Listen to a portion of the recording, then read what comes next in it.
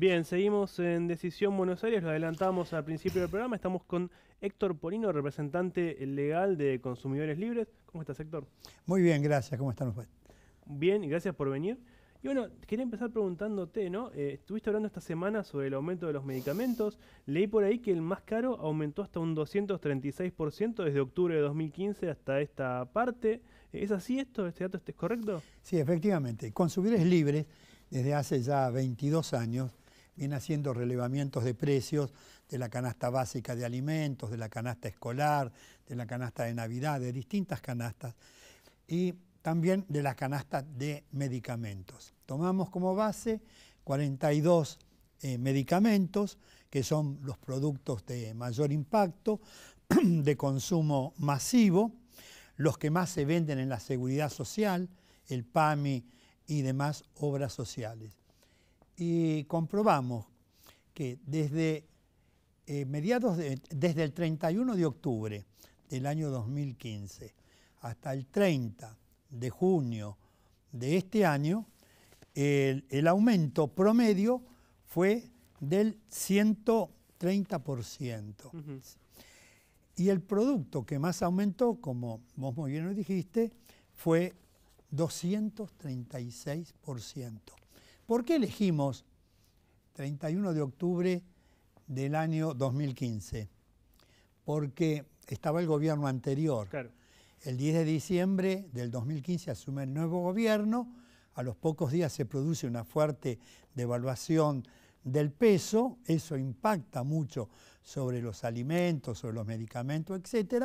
Y entonces medimos este periodo para ver cómo han variado los precios. Por ejemplo, nosotros tenemos, te voy a decir los productos que más aumentaron, para tener una idea. La Aerotina, que es un antialérgico, tuvo un aumento del 137%. El Atransil, que es un antiarrítmico, este es el que más aumentó, 236%. Atenolol, que es un antihipertensivo, 230%. El Atransil, un antiarrítmico, 164%.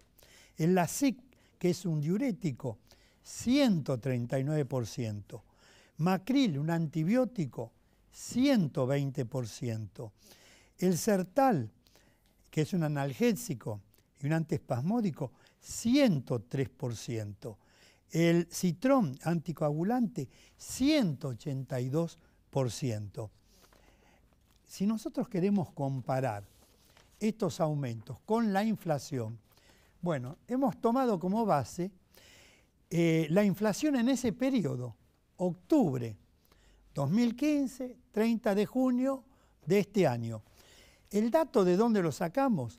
De la Dirección de Estadística y Censos que da a conocer el gobierno de la Ciudad de Buenos Aires. Ajá. ¿Cuál fue la variación, cuál fue la inflación en ese periodo? Del 71%. O sea, que aumentaron casi el doble, en algunos casos más, pero en promedio Un casi el doble. 60% más si tomamos el promedio. Claro. El promedio fue de un 132% de esta canasta de 48 artículos. El aumento del precio de los medicamentos superan un 60% al aumento de la inflación, según la Dirección de Estadística y Censos del gobierno de la Ciudad de Buenos Aires. ¿Y quién es el culpable de esto? Tomemos otro dato, si me permitís. Después te digo. Los laboratorios sin duda son los culpables. No son los farmacéuticos, que no son los formadores de precios. Son los laboratorios. Que expliquen los laboratorios, porque podrán argumentar, bueno, hubo una fuerte devaluación del peso en relación al dólar. Pues bien, en octubre del 2015, el dólar estaba 9 pesos con 50. Ajá. En junio del 2017, el tipo de cambio minorista, 16 pesos con 88. Es decir, que aumentó el promedio de los medicamentos en relación a la variación del dólar, del peso en relación al dólar, un 54,3% más. O sea que ni siquiera está atado al dólar. Es un escándalo, es un verdadero escándalo. Y reitero, los responsables no son los farmacéuticos, son los laboratorios. ¿Y qué pasa con los organismos de control? ¿Nadie controla esto? Uno de los problemas fundamentales que hoy existe en la Argentina es la falta de control. Falta de control con la canasta básica de alimentos, falta de control con la canasta de medicamentos, falta de control en todo. ¿Y por qué se produce esta falta de control? Porque el gobierno actual parte de la base que el libre juego de la oferta y la demanda regula los precios. Eso estaría bien en una economía donde hay real competencia. Pero en una economía como la Argentina, donde pocos y grandes laboratorios, la inmensa mayoría de capital extranjero, son los formadores de precios. Entonces es ahí donde hay que controlar, donde 28 grandes empresas, todas de capital extranjero, concentran el 80% de la fabricación de los artículos de la canasta básica de alimentos y artículos de limpieza, donde 5 grandes cadenas de supermercados concentran el 70% de las ventas minoristas. Acá no hay que controlar al almacenero, al carnicero, al panadero, al verdulero de la esquina del barrio. Primero, porque es una tarea materialmente imposible, claro, por parte del Estado, que requeriría una infraestructura enorme, sería imposible. Acá hay que controlar a aquellas empresas que tienen una posición dominante en el mercado y que son las formadoras y deformadoras de precios. Con respecto a los medicamentos, hay un problema también. No se cumple la ley de genéricos, que obliga a los médicos a recetar de acuerdo a la droga. Claro, el nombre de la droga tienen que poner. No de acuerdo al nombre comercial. Por eso que desde Consumidores Libres le decimos a los pacientes, a los consumidores que concurren a ver a su médico de confianza, que con mucha delicadeza, cordialmente, cuando le va a hacer la receta, le digan: doctor, por favor, póngame el nombre de la droga, no el nombre comercial. De modo que cuando el paciente va a la farmacia, el farmacéutico le ofrezca las diversas alternativas.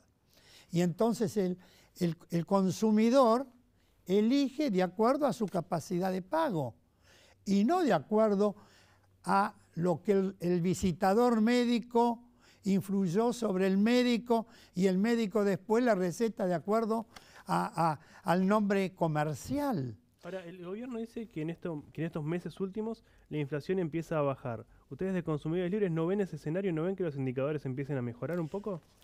Si nosotros comparamos los niveles de inflación de este año en relación al anterior, evidentemente hay una desaceleración, porque el año anterior estuvo el impacto fuerte de la devaluación.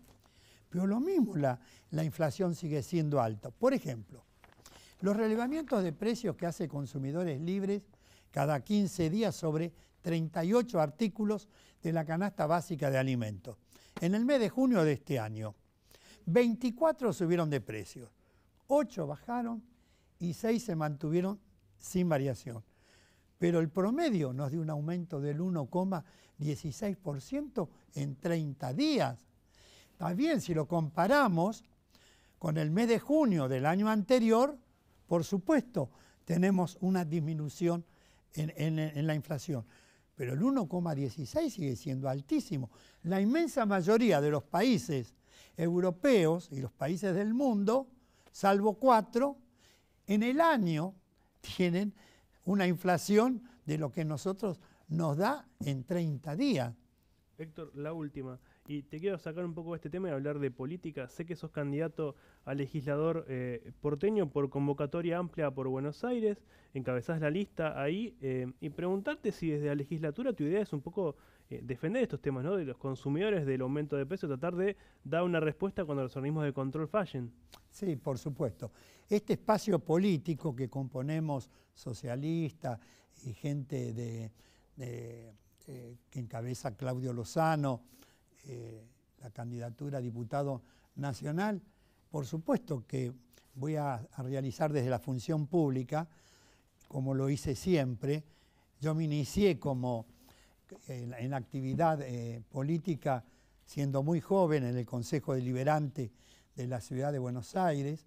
Después fui 5 años y medio secretario de Estado de Acción Cooperativa de la Nación como extrapartidario con el gobierno del doctor Alfonsín, 12 años diputado nacional. La gente me conoce y sabe que desde el llano o desde la función pública siempre he luchado en defensa de los derechos de los trabajadores, de los jubilados, de los consumidores, de los sectores sociales que menos tienen.